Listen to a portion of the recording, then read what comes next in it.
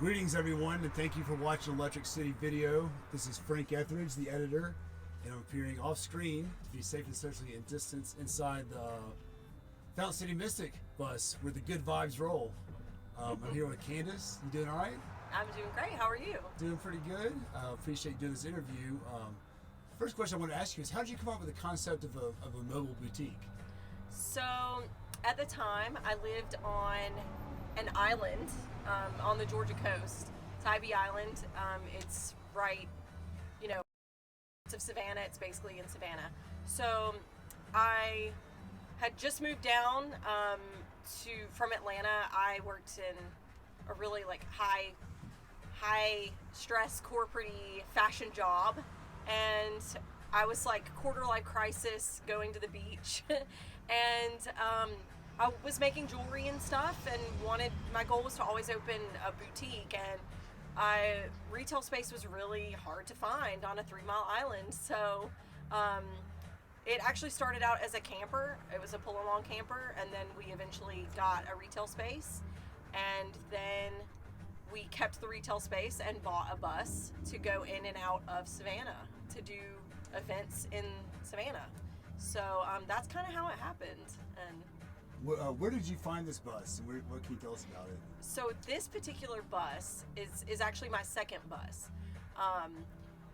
The original bus was totaled in Hurricane Matthew a few years ago. So I had to actually redo a bus. I looked for a couple of months. I knew that I wanted to get maybe something that was diesel. So I kind of looked around, and there were a few interesting takers, but when I saw this, I was like, this is it. And it's a 95 International 3800, and she is a Cobb County school bus. So she was with Cobb County from 95 to 2003, and then they retired her, and she went up for auction, and she was put on auction.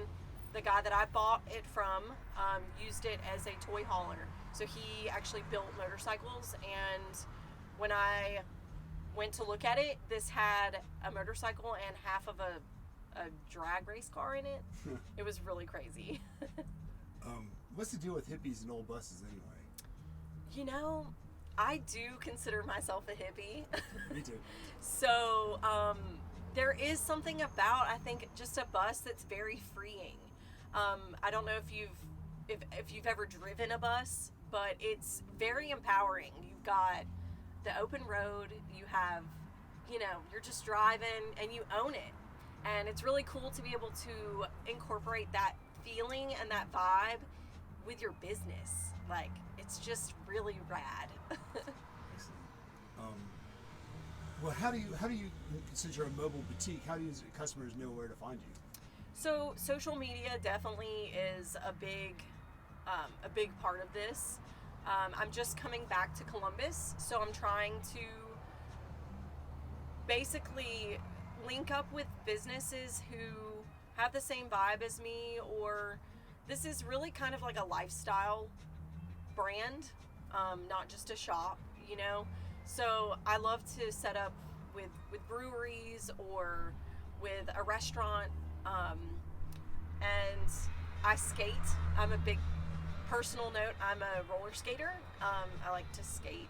So I'm set up today at the Cuckoo's Nest skate shop. And so basically I just like to set up where my vibe is. And where my vibe is, my vibe people are going to be.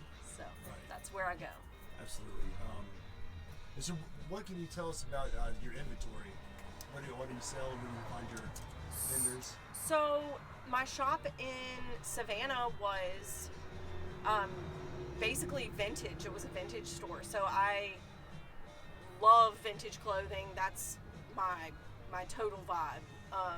Here in Columbus, I'm doing a lot of handmade. I'm at market days every Saturday, so everything has to be handmade, which is great for me because a lot of it is handmade. I do all of the dyeing, so like I hand dye all of the clothing. A lot of this is some of it's repurposed. So you've got vintage t-shirts that are repurposed, and it's a really cool way to incorporate vintage. I grew up in that. My grandmother owned a store actually in Bibb City for 18 years. Oh, no kidding. So I grew up around vintage and antiques. So I think that's where my love for incorporating fashion and vintage came from. And then I make most of my jewelry, copper electroformed jewelry, repurposed vinyl record jewelry. So yeah. So you got deep roots within fashion as well as retail. Yes. What was your grandmother's store? My grandmother's store was the Vintage Years in Bibb City. Yeah, absolutely. Yeah, Miss Linda. Everyone knows her as Miss Linda. Yeah. So she's pretty rad. That's awesome.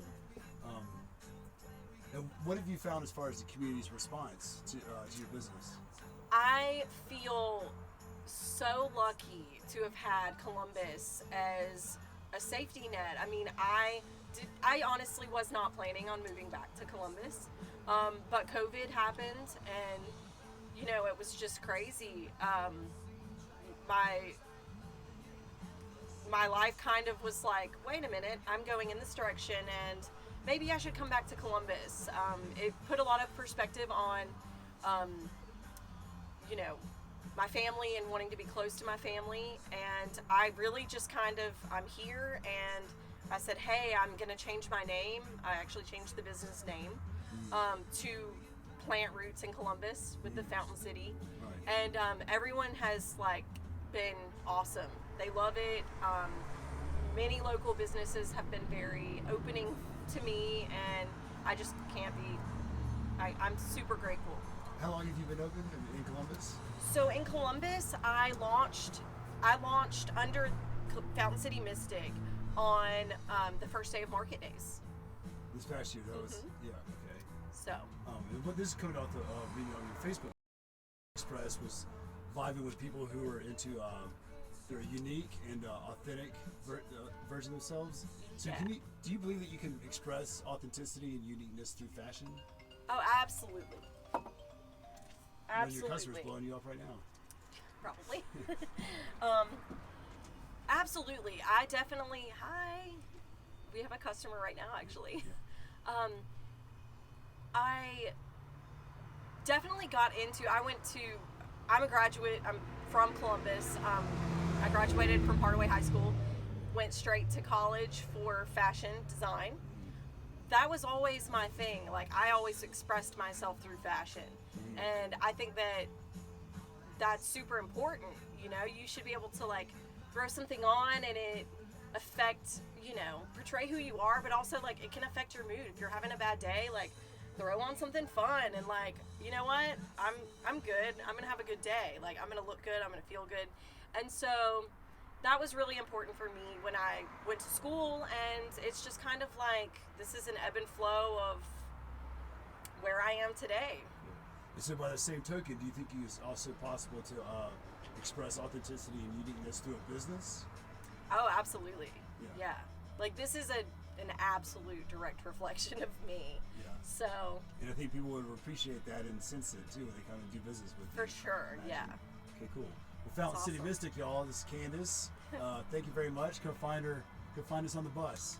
Yeah. On the bus. Thank you. Thank you.